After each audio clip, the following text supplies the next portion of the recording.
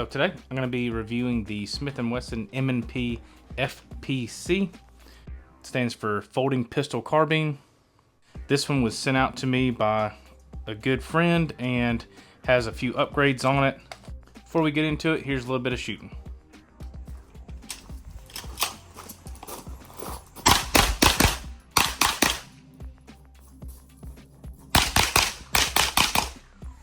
All right, so this is the M&P FPC.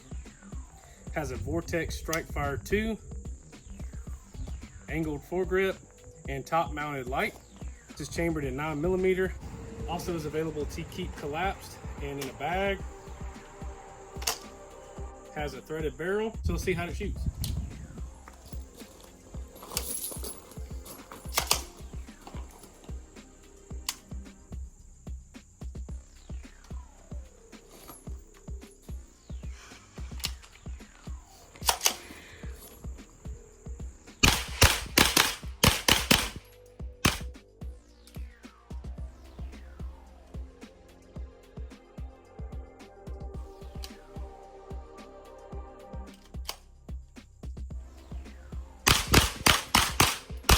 So the FPC, excellent system that Smith & Wesson has produced.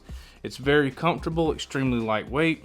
Has M-lock rail system, Picatinny mount on top. It's about 2.5 inches wide stock. It's just over 30 inches long, so about 2.5 feet unfolded, and down to about 1.5 feet folded up together. So you can put it in a backpack or put it into a suitcase fairly easily. Maybe if you have a big enough center console, you can fit it in there as well, depending on what kind of optic system or mounts you have on it. It does adapt nicely to an angled grip. So not even pretending like I know everything about it here, but some things that I did research online here to kind of help give you what this is if you're not sure what it is. It does have a compact folding design. It does come optics ready, but does not come with any optics or mounted flip up irons on it. Has an integrated recoil buffer system. It's a reversible mag catch, but is not ambidextrous. So you can swap it to one side or the other, but which is just as simple. If you are left-handed, you can just swap it over and you're done with it. It does have a flat style trigger press with a distinctive break. It is compatible with M&P style double stack pistol mags. If you already have an M&P pistol, as long as you have the double stack magazines, they should be compatible with this. So for instance, like an M&P Shield here has a single stack magazine. The magazine is not going to be compatible. So it does have literally in stock magazine retaining system, which I think is a great idea. It does claim to be a quick release tab system. We'll get to that later. It does have the horizontal folding system here with a catch used by the charging handle. Locks into place and then is brought back out. That is one great thing about the FPC, is that the horizontal break folding over does not interfere with any top mounted sight that you put on the weapon. So it does have the M-lock slots in the top Picatinny rail. You already have ARs, and if you're like me, you have plenty of leftover parts from different builds you've tried, you can go ahead and swap them over on here, no problem. These do sell in 22 caliber, also has a 10 round limit for Cali compliant. One, as you see, is configured in 9mm.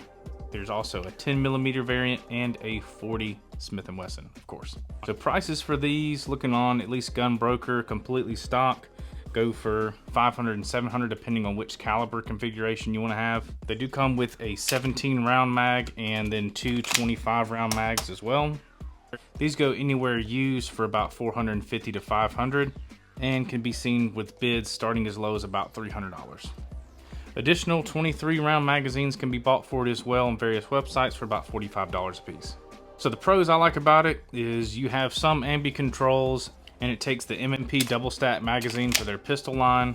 It is extremely accurate, easy to use, and they really hold their resale value. So the only cons I really have about this is the mag release is pretty awkward for me. To release the mag, you have to push the opposite side button to release a magazine.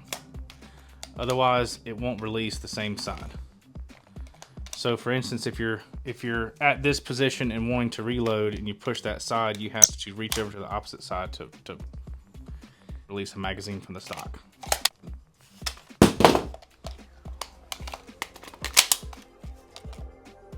So being that this does come factory without any sight options isn't that big of a con.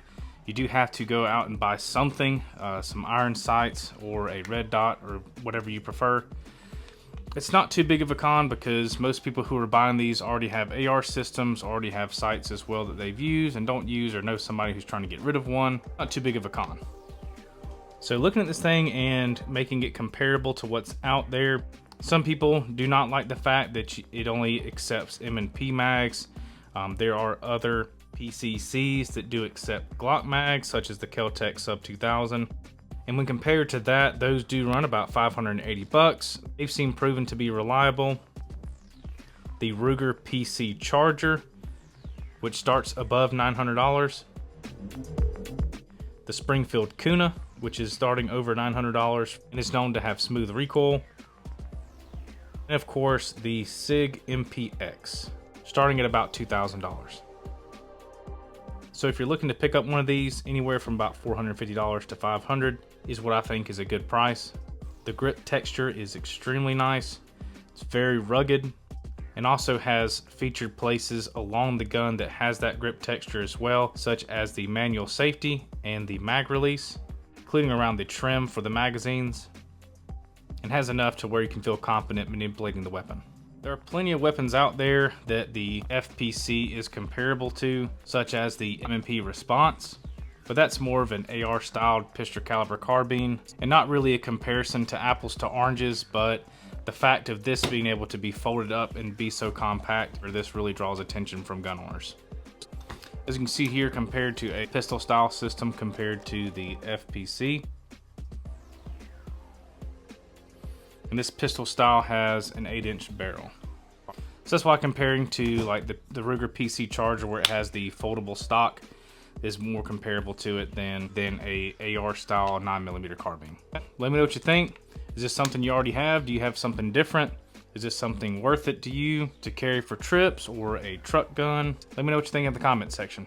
If you can, like, comment, subscribe, and stay tuned for the next video.